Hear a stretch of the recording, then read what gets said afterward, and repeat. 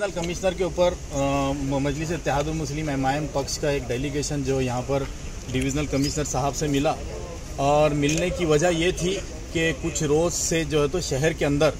दो समाजों के बीच में जो है तो किसी शब्द को लेकर जो है तो तेढ़ निर्माण किया जा रहा है। आपने देखा होगा कि कुछ दिन पहले यहाँ के पालक मंत्री के बारे में जो है तो इम्तियाज़ जलील साहब ने कुछ ऐसे बातें कही जिससे ये क्लियर नज़र आ रहा है कि वो अपने पद का दुरुपयोग कर रहे हैं, पोस्ट का दुरुपयोग कर रहे हैं और किस तरह वो जो है तो यहाँ पर लूट मार मचाए हुए हैं। तो उसी वजह से उन्होंने एक प्रेस कॉन्फ्रेंस के अंदर जिस पेपर को पढ़ा था उसी के अंदर एक शब्द लिखा हुआ था जिससे बहुत सारे लोगों को नहीं, हमको भी ऑब्जेक्शन है, लेकिन हम वो ऑब्जेक्शन लेकर किसी समाज के बीच में लड़ाई नहीं करने के बदले हम लोग जो है तो यहाँ पर डिविजनल कमिश्नर के पास आए कि भाई ये शब्द को आप परमानेंटली जो है तो ख़त्म कर दे यहाँ से, क्योंकि इसका कानून ऑलरेडी बन चुका है कि ये शब्द यूज़ नहीं होगा। लेकिन इम्तियाज़ जलील साहब ने पढ़ा था, सिर्फ उन्होंने अपने मन से नहीं कहा था, लेकिन यहाँ के कुछ लोग बात को पतंगड़ बना रहे हैं और यहाँ डिविजनल कमिश्नर में आके समाज को इंसाफ दिलाने के बदले जो इस लड़ाई को जो रोडों पे लड़ने के दो समाजों के बीच में किस तरह तेढ़ निर्माण हो सकता है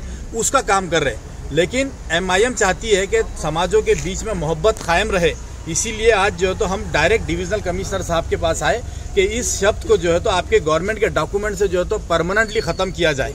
हम समझते हैं कि पूरे महाराष्ट्र से इस वर्ड को जो जिस समाज को जो वर्ड सुनने से तकलीफ होती है, हम बोलना भी नहीं चाहेंगे, उस वर्ड को जो है तो उस शब्द को जो है तो पूरे महाराष्ट्र से जो है तो महसूल विभाग से जो है तो उस शब्द को ख़त्म किया जाए, ऐसी मांग हमने यहाँ की और जल्द से जल्द किया जाए। अगर नहीं करेंगे तो ऐसा लोगों के जैसा हम समाजों में तेढ़ निर्माण करने के बदलाए जो है तो महाराष्ट्र के सड़कों पे उतरेंगे, पूरे महाराष्ट्र के आंदोलन करेंगे एमआईएम पक्ष और कहेगी कि ये जो शब्द जिससे समाज के अंदर जो है तो एक फितना पैदा हो रहा है समाजों के अंदर और किसी को बुरा लग रहा है, तो वो बुराई को खत्म करने के लिए हम काम करेंगे, ना कि हम एक दूसरे के ऊपर कीचड़ उछालने। अरेस्ट की मांग को लेकर जो है 23 तारीख को मोर्चा निकालने वाले शहर। देखिए, मोर्चा असल में उस वर्ड की वजह से नहीं हो रहा है। मैंने अभी कहा कि अगर वो शब्द से अगर किसी को तकलीफ होती तो वो यहाँ पर आके खत्म करने की कोशिश करता। ये भ्रष्टाचारियों को सपोर्ट करने के लिए और ये किसी के कहने के ऊपर जो है तो ये मोर्चा निकाला जा रहा है। और आप देखिए कि जिस समाज के हित में ये मोर्चा निकाला जा रहा है उस समाज के सारे लोग, क्या 99% लोग जो है तो इस मोर्चे के फेवर में नहीं है, लेकिन कुछ लोग जिनको वहाँ पर अपना जाती फायदा हो रहा है, जिन्होंने अपनी जो है तो बड़ी बड़ी फाइलें जो है तो पालक मंत्री के थ्रू जो है तो आगे बढ़ाना चाहते हैं, तो ऐसे लोगों को जो है तो अपना जाती फायदे के लिए तो मोर्चा निकाल रहे हैं। लेकिन मैं समझता हूँ कि सारा एससी समाज जो है तो हमारे साथ में है और हम एससी समाज के साथ में।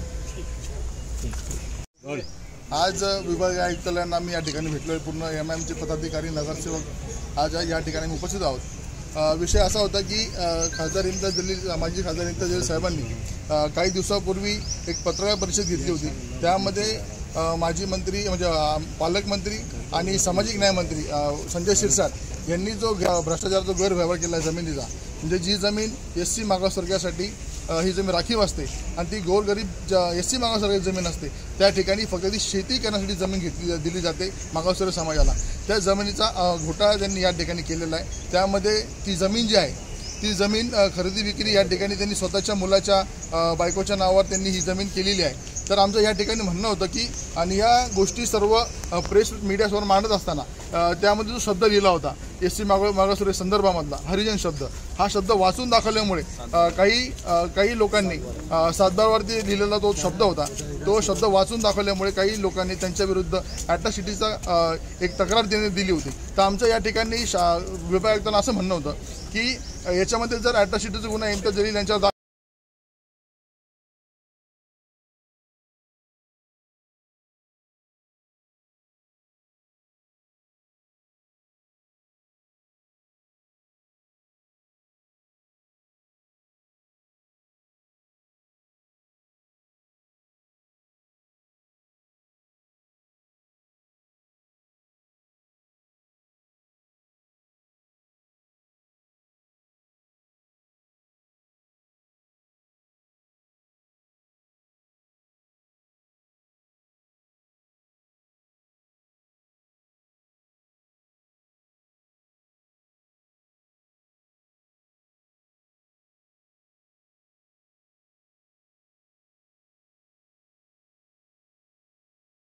सात 12 उस पे जो लिखा था ही जमीन हरिजन समाजासाठी अलॉट केलेली आहे. वो डॉक्युमेंट पढ़ते हुए साहब ने जो हरिजन शब्द बोला है, तो कुछ लोग, कुछ ग्रुप्स हमारे इम्तियाज जलील साहब के खिलाफ एट्रोसिटी का गुना दाखिल कर रहे हैं.